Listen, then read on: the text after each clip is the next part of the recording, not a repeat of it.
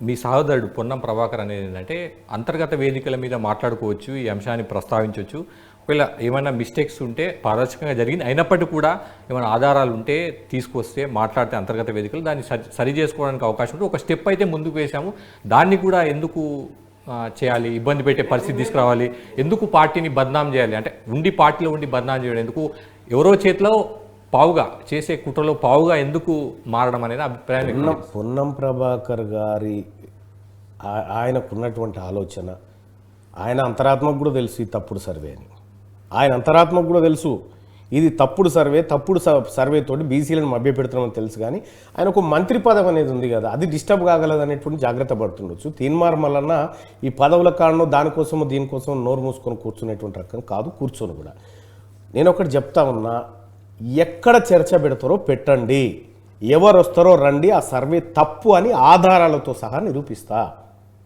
ఇవాళ నేను ఈ సాక్షి టీవీ వేదికగా చెప్తా ఉన్నా, 2011 సెన్సస్ ప్రకారం, 2011 సెన్సస్ ఎవరు చేసిరు? యూపీఏ గవర్నమెంటే చేసింది కదా. ఆ సెన్సస్ ప్రకారము తెలంగాణ రాష్ట్రంలో, తెలంగాణ ప్రాంతంలో 83.4 లక్షల ఇండ్లు ఉన్నట్టుగా చూపించినాం. జనాభా 3,50,00,000 ఉన్నదని చెప్పి చూపించినాం. 2011 నుంచి 2025 అంటే దాదాపు 14 ఏళ్ళ గ్యాప్లో ముఖ్యమంత్రి గారు మొన్న ప్రజాభవన్లో ప్రెస్ మీట్ పెట్టి తెలంగాణ రాష్ట్రంలో 1,12,00,000 ఇండ్లను మేము సర్వే చేసినాము, ఇంకొక 3 లక్షల ఇండ్లు సర్వే చేయాల్సి ఉందని చెప్పిండు. అంటే ఎన్ని ఇండ్లు అవుతున్నాయి? మొత్తం 1,15,00,000 ఇండ్లు అవుతున్నాయి. 2011లో 83.4 లక్షల ఇండ్లు, ఈ రోజుకి ఎన్ని అయినాయి? 1,15,00,000 అయినాయి. గ్యాప్ ఎంత ఉంది? 32 లక్షల ఇండ్లు పెరిగినాయి. మీ మాటలే అవన్నీ, మీ సర్వే మీ మాటలే.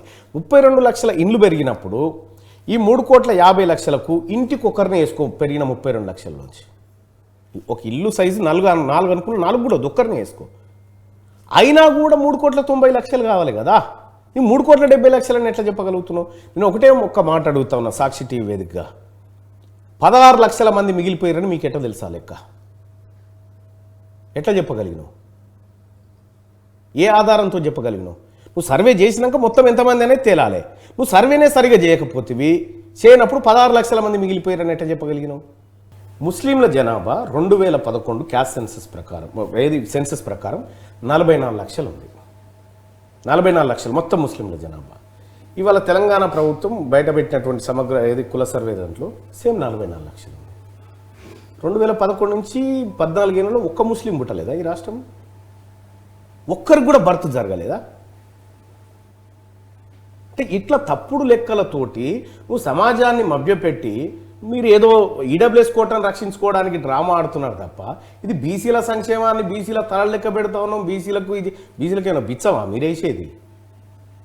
మేము ఇస్తున్నాం కదా 42% అంటే మీ తాత జాగిరి ఏం కాదు, అది మా వాటా, మా హక్కు, అది మా ఇస్సా.